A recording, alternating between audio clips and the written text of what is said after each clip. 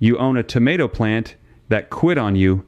It gave you a handful of fruit, then it sulked, then it died, and the garden center sold you the cure. A bright bottle, $18, maybe more, but here is what they never told you. There is a little bag of crystals, costs about $2, and those crystals can keep a tomato plant flowering and fruiting long past the day it should have given up. My people have done this for generations, long before the bright bottles, long before the men in the green aprons had anything to sell you. I was raised plain in Lancaster County, Pennsylvania. No electric lines running to the house, no catalog of miracle sprays. We had the soil, the seed, and what my grandfather carried in his head, and he carried a great deal. So before we go 1 inch further, do me a small favor. Tell me in the comments what growing zone you are in, or just the state you garden in. I read them, and I answer the ones I can, because the trick I am about to share changes a little depending on where you live. And stay with me, because right around the middle of this, I am going to show you exactly how to bring a tired, half-dead tomato plant back into full bloom for less than the price of a cup of coffee. The same way my grandfather did it on a July evening, walking the rows with a tin cup while the rest of the county was already pulling their plants out. Now let me tell you why your plant quit. It was not the heat, it was not bad luck, and it was almost never your fault. A tomato plant is a hungry thing, hungrier than almost anything else you will put in your garden. It wants to grow tall, hold up heavy fruit, and make flower after flower all summer long. To do that, it burns through something most people never think about: magnesium, not nitrogen. Everybody knows nitrogen. The English world is obsessed with nitrogen. They pour it on, and they get a giant green bush with no tomatoes on it. Big leaves. Empty branches. Sound familiar? Magnesium is the quiet one. It sits in the center of every green part of that plant. Right at the heart of the chlorophyll, the green pigment that catches the sunlight and turns it into food. Without enough magnesium, those leaves cannot do their work. They turn yellow between the veins while the veins stay green. You have seen it. That tired, washed out yellow that creeps up from the bottom of the plant. And here's the part that costs you the whole season. When a tomato plant runs low on magnesium, it stops feeding its flowers first. It protects itself. It keeps the magnesium it has left for survival, and it lets the blossoms drop.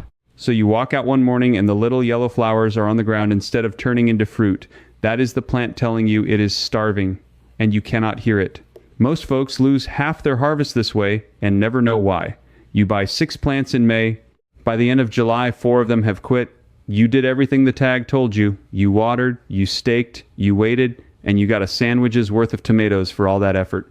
The man at the garden center has an answer for you, of course. He always does. He walks you to the shelf. He points at the Bloom Booster, $14, $18, some fancy box with a tomato on the front and a long list of words you cannot pronounce. He has no reason to tell you the truth. The Truth does not sell bottles, because the Truth is sitting in a plain paper bag for about $2, and my people have been using it since before that garden center was a hole in the ground. The crystals are magnesium sulfate. The English call it Epsom salt. Now do not let the word salt fool you. It is not table salt. It will not burn your soil. It is a clean white crystal named after a town in England called Epsom, where folks first found it bubbling up in a bitter spring back in the early 1600s. Farmers noticed the cattle that drank from that spring did better. The grass around it grew greener, and plain, practical people did what plain people do. They paid attention. By the time my great-grandfather was working soil in Pennsylvania, this was simply something you knew. You kept a sack of it in the barn, a pinch for the roses, a spoonful for the peppers, and a good handful for the tomatoes, because the tomatoes asked for it loudest. Here is what magnesium sulfate actually does when it touches that plant. The crystal dissolves in water into 2 pieces: magnesium and sulfur. Both of them the plant needs, and both of them most tired old garden soil is short on, especially soil that has grown tomatoes year after year in the same spot. The magnesium goes straight to those yellowing leaves and switches the green factory back on. The leaves go from pale and sickly to deep dark green within about a week. And a dark green leaf is a leaf that is making sugar. Sugar is what fills a tomato and makes it sweet. The sulfur does something quieter, but just as important. It helps the plant build the proteins it uses to make new growth, and more to the point, to set fruit. Sulfur is part of how a plant takes the nitrogen it has and actually turns it into something useful instead of just more empty leaves. So you are not feeding the plant a drug, you are handing it back the two things it was quietly starving for. And a plant that is no longer starving does the most natural thing in the world. It blooms again. Now let me tell you exactly how to do it, because the how matters as much as the what.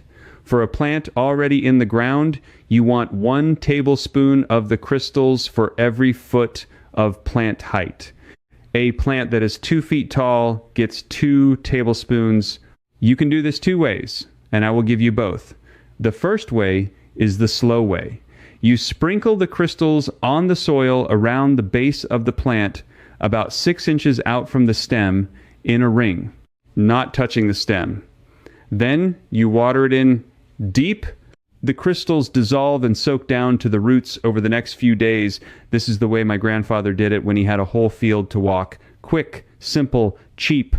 The second way is faster, and this is the one I want you to remember for the middle of this video. You take 1 tablespoon of the crystals and you dissolve it fully in 1 gallon of water. Stir it until the water runs clear and you cannot feel grit at the bottom. Then you pour that water over the leaves and the soil, both in the cool of the evening, never in the hot sun. The leaves drink the magnesium straight in through their skin. They cannot wait for the roots. A starving plant turns this around in days, not weeks. Do this once every 2 weeks through the growing season. Not more.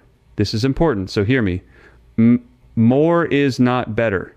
A plant only needs so much, and if you dump it on every day, you can throw the rest of the plant's food out of balance, because too much magnesium can crowd out calcium, and calcium is the one that keeps the bottom of your tomatoes from rotting into that ugly brown leather patch. So twice a month, a tablespoon, a gallon, that is the rhythm. Steady and patient, the way good things are done. Now, I can hear the doubt. I can hear some of you saying, that is just an old wives' tale. That is folklore. The real scientists laugh at Epsom salt. So let me give you what the real scientists actually found. The agricultural research people at the National Gardening Association ran trials on this, comparing tomato and pepper plants given magnesium sulfate against plants given only ordinary fertilizer. The plants that got the magnesium were darker green, grew fuller, and in the pepper trials produced noticeably more and larger fruit.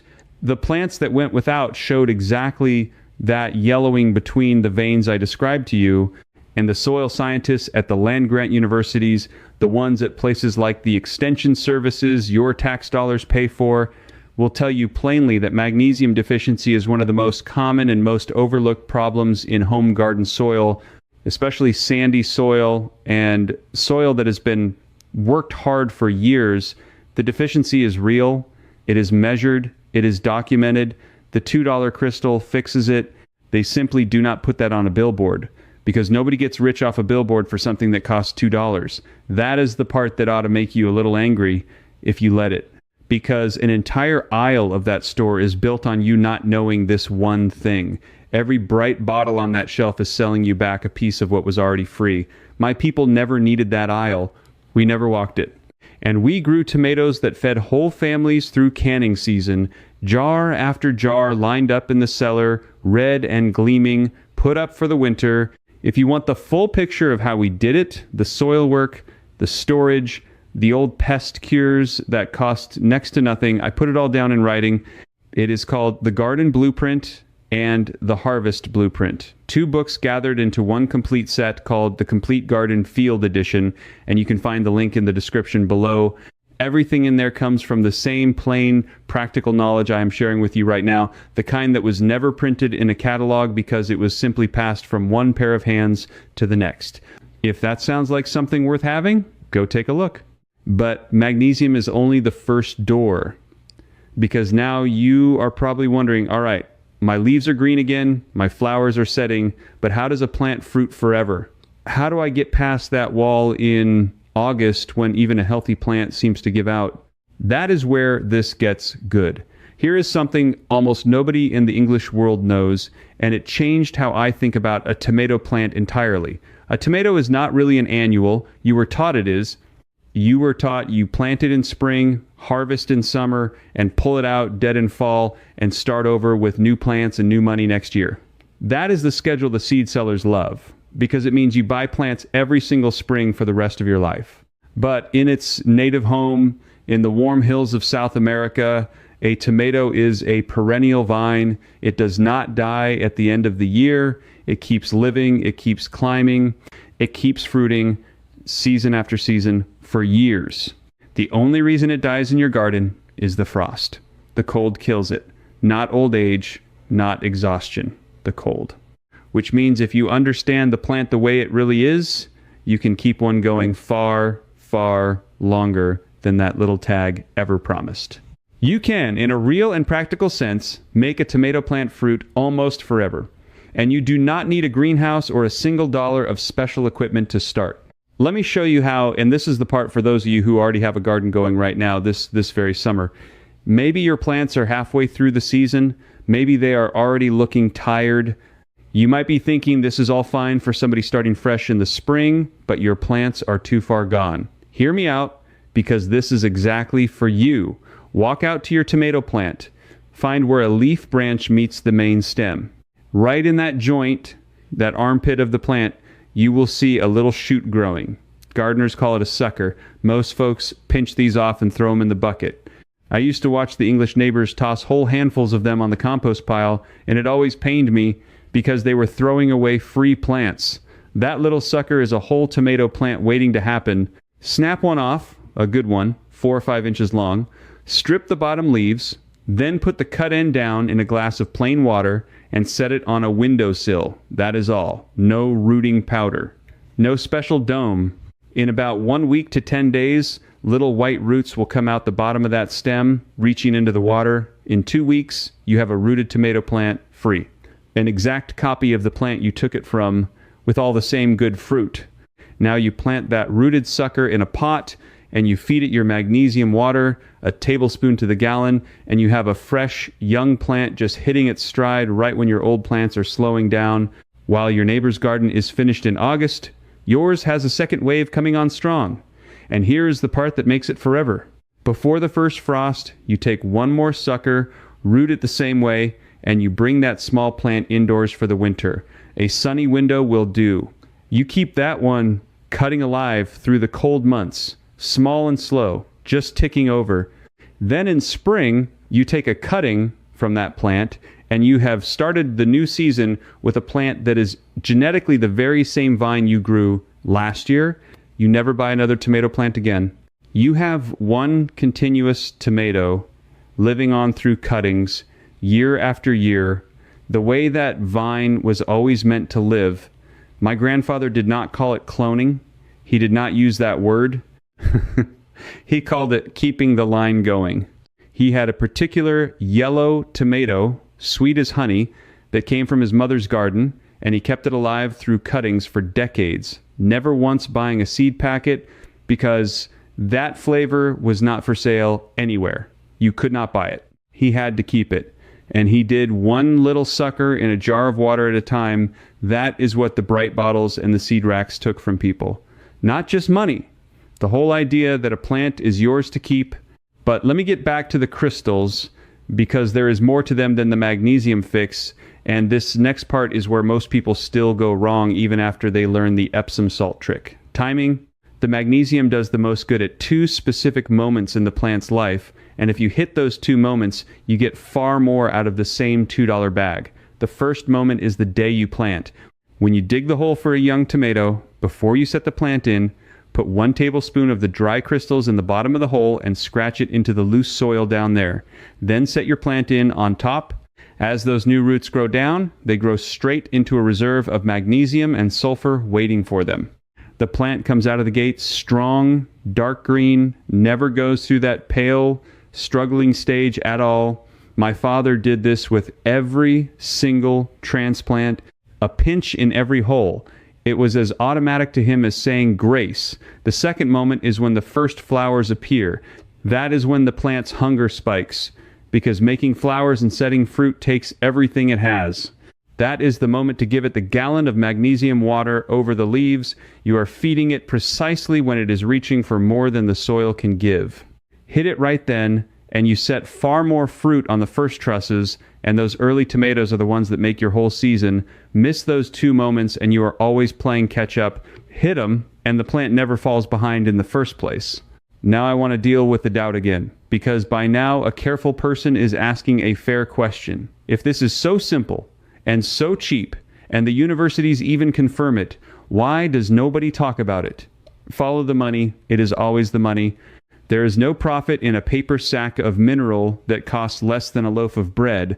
There is enormous profit in a colorful bottle with a brand name and a clever promise. The whole machine, the manufacturer, the distributor, the big box store, every link in that chain needs you to believe the answer is complicated and expensive. They need you dependent. A man who knows he can fix his plant with $2 of crystals and a glass of water on the windowsill is a man who has walked out of their store for good, and they cannot have too many of those.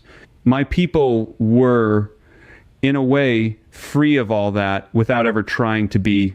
Not because we were clever, because we were plain. We made do. We saved what worked and passed it down and did not chase the new bottle every spring. And it turns out making do, in this case, was the smarter way the whole time.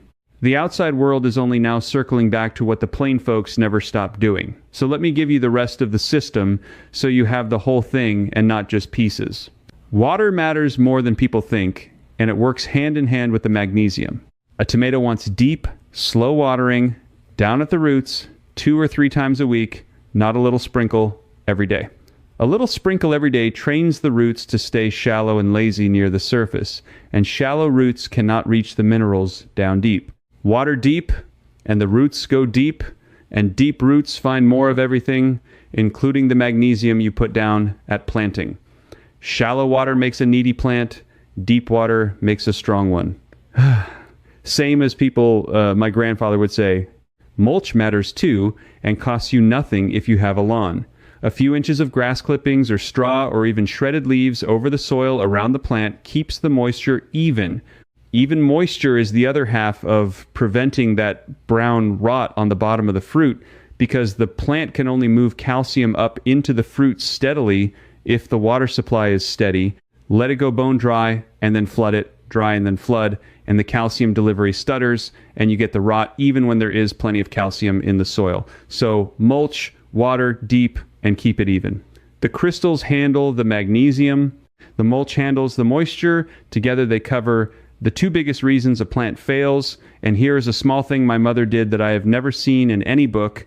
When she watered the tomatoes in the heat of summer, she always did it in the evening, never the morning, for the tomatoes specifically. Her reasoning was plain.